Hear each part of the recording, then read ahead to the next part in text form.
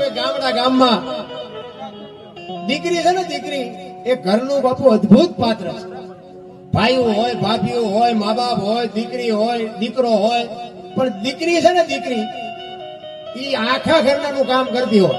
ભાઈ કઈ કામ બતાવે તો દીકરી દોડીને કામ કરે, ભાભી બતાવે તો ભાભીનું કામ કરે, માં બતાવે તો માનું કામ કરે. પણ એ દીકરીને જેથી એનો બાપ કામ સીધે ને, તેથી દીકરીની કહું તૂટે કે આજ મારા બાપાએ મને કામ સીધું. બાપુ દીકરીનો બાપનો જે નાતો છે ને, એ અતૂટ નાતો છે. એક ગામની માલિકા એક બાપે કીધું, બેટા ગામના પાદરમાં ખેતર, કે બેટા હું હાથી લઈને જાઉં છું, મારું ભાત દેવા આવીશ? કે હા બાપુ આવીશ, ચોક્કસ આવીશ. જાઉં કે હમણાં રોટલા બનાવીને ભાત લઈને આવું. બાપ એ કે હાથી લઈને, અને એની દીકરીએ ભાત તૈયાર કરી અને આજુબાજુ એની બેનપણી હતી ને, 3-4 બેનપણીને કીધું હાલો ને મારા પાદરમાં અમારું ખેતર છે ને, મારા બાપુ હાથી લઈને ગયા છે, ભાત લઈને આપણે હારે હમણાં આવતી રહેશે. એ 4-5 બેનપણીઓની ભાત લઈને દેવા જાય છે. વચ્ચે એક નાની એવી નદી આવે અને ગોઠણ હમું પાણી, બહુ જાજુ પાણી નહીં પણ પાતળું પાણી, અને નદીના હામા કાંઠે ખેતર. એ નદીમાં એ 4-5 દીકરીઓ ઉતરી અને સામેની ભેખડમાં નજર કરીને તો બાપુ એક ડાલા મથો હાવજ ક્યાંકથી માળણ કરી અને આવેલો, દાંતમાં કઈક કરજ ભરાણેલી અને આમ નામ પંજા મારે, હાડકું ભરાણેલું દાંતમાં. અને હાવજ ની સામે દીકરીઓની નજર ગઈ ને, બધી દીકરી ઉભી રહી ગઈ કે સામે હાવજ બેઠો, કેમ જાવું? ઓલી બીજી બધી બેનપણીઓ પાછી વળી ગઈ, પણ ઓલી દીકરી હતી ને એ પાછી ન વળી. એ કે હું પાછી વળી જઉં, મારા બાપુ ભૂખ્યા રહ્યા. જો આ દીકરીમાં એટલો ફેર, દીકરો હતો ઘર ભેગો થઈ જાય કે બાપા એક દિન ભૂખ્યા નહીં મરી જાય. દીકરીને એ વિચાર આવ્યો કે મારા બાપુ આજ આખો દી હાથી આગળ ભૂખ્યા રહે, આ નો આવે કઈ નહીં, હું એકલી જાઉં. હાવજ નું ધ્યાન નથી, હાવજ બેઠો પંજાથી કરત કાઢે છે અને દીકરી આલીબાઈ પાણીમાં છબાંગ મડી પગલા માંડવા. હાવજ ને ખબર નથી કે માણા હેલું આવે છે. અને હાવજ ની પડકે બરોબર આમ દીકરી આવી, ત્યાં દીકરીને વિચાર આવ્યો કે આને મોઢામાં કઈક ભરાણું લાગે છે, અને આ ગમે એમ તો જાનવર છે ને હું ગમે એમ તો માણસ છું. બાપુ જો ખાનદાની બજારમાં મળતી હોત ને તો પૈસા વાળા આપણે હાટું વધવા જ ન દે. એને એમ થયું કે જાનવર છે, એના મોઢામાં કઈક ભરાણું છે, હું માણસ છું, મારે આને કઈક મદદ કરવી જોઈએ. એ આમ ભાત બાપુ મૂક્યું હો કાંઠે, અને આમ હાવજ ની આગળ આવી અને જેમ ડોબાનું મોઢું બાપુ જેમ માલધારી પકડે ને, એમ હાવજ નું જડબું ચાલ્યું હો. 17 વર્ષની દીકરી હાવજ સમજી ગયો કે આ મને ભરાણું છે ને કાઢવામાં મને આ કઈક મદદ કરશે, એટલે હાવજ બાપુ સ્થિર થઈ ગયો. અને ઈ હાડકાની કરજ આમ કાઢે છે ને, એમાં એક જુવાન બાપુ આમ નદીના પેટાળમાંથી એક ઘોડલી લઈને વિયો આવતો હતો. એવો બાપુ તરવરિયો જુવાન અને કાળી મકોડા જેવી ઘોડલી માથે બેઠો હતો. એ ચારે પગ હંકેલી નદીના પેટાળમાં વેતી મૂકેલી મણિકા જેવડા પીંડા ઉડાડતી બગાડ ઘાટ કરતો આવતો હતો. અને બાપુ આમ નજર આમ હાવજ ને જોયો, ઘોડી આમ બ્રેક મારી, ઘોડી ફડકી ગઈ. અને જુવાનને એમ થયું મારી બેટી ઘોડી કેમ ફડકી ગઈ. અને આમ જ્યાં નજર કરીને ત્યાં તો જણ ને બાપુ પરસ્યો વળી ગયો. 17 વર્ષની દીકરી હાવજ નું જડબું ચાલીનું પેલી હો ભાઈ. પણ જણને એમ થયું વાહ વાહ વાહ વાહ.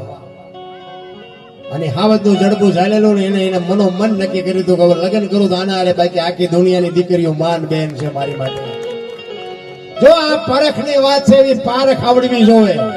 અને દીકરીની નજર એની માથે ગઈ, 4 નજર ભેળી થઈ, પણ ત્યાં તો મોમના લાગી તોમના લાગી મોમ, લૂણ વળુપા પાણી અને પાણી વળુપા લૂણ. એ દીકરીને વિચાર આવ્યો કે જો આવો ભરસાર જડે તો બાપુ બેડો પાર થઈ જાય, મનકો મારું સુધરી જાય. એ હાવજ નું જડબું ચાલ્યું હતું ને, એ બીજું કોઈ નહોતું બાપુ, ભગવતી છત્રપતિ શિવાજી મહારાજની માં જીજાબાઈ હતી. અને ઘોડા ઉપર બેઠો તો શિવાજી રાવ જેવા શિવાજી નો બાપ હતો. આવા જેથી મા બાપ હોય તેથી એવા દીકરા થાય. બધાને હારા દીકરા જોવે છે, પણ એમ ક્યાં બજારમાં મળે? દીકરા 4 પ્રકારના હોય, દીકરો, પુત્ર, ગગો અને છોકરો. દીવાળીનું નામ દીકરો કહેવાય. આ માતાજીનો હવન કર્યો ને, આવા કઈક યજ્ઞ કરે ને એનું નામ દીકરો કહેવાય. પૂ નામના નરકમાંથી પિતૃ તર્પણ કરી, શ્રાદ્ધ કરી, મા બાપનું તારણ કરી, એનું નામ પુત્ર કહેવાય.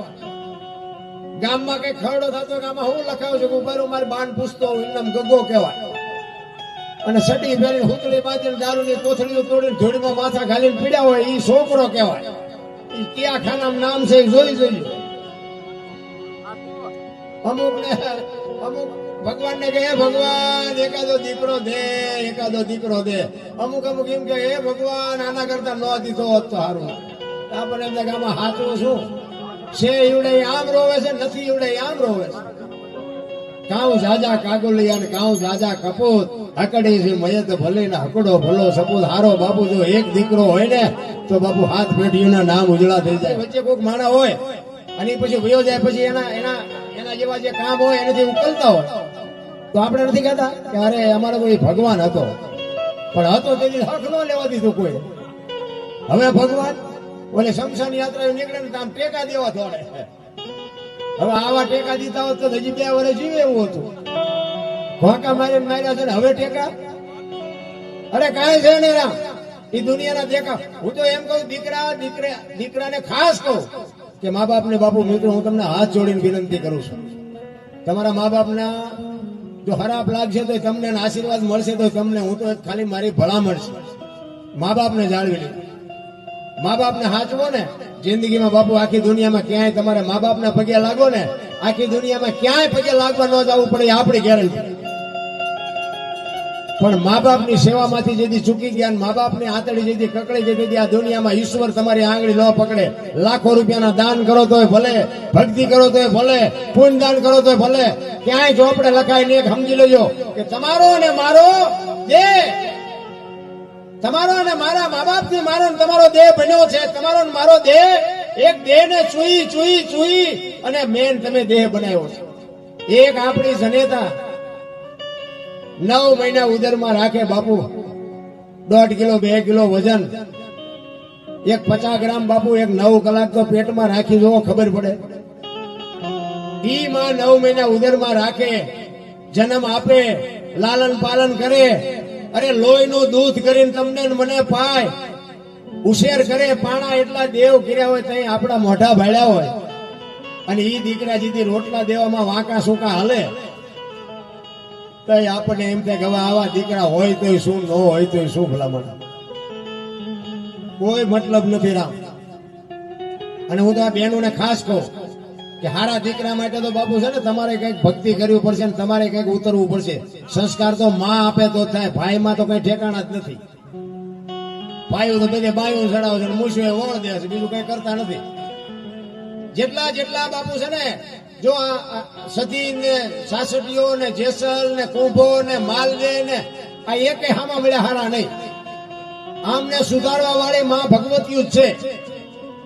ઈ આ જોગ માયાવીઓ સુધારી અને તે દી આપણા જેવા જ હતા. જાણમાં તો તે દી આપણા જેવું જ હતું ને કે આપણે રોજ બુસ્કોટના બટન તોડીને ઘરે આવીને બૈરા ન ખબર હોય શું ધંધા કરીને આવે છે, બધી ખબર જ હોય, પણ એના પનારા પીડ્યા હોય જાય ત્યાં.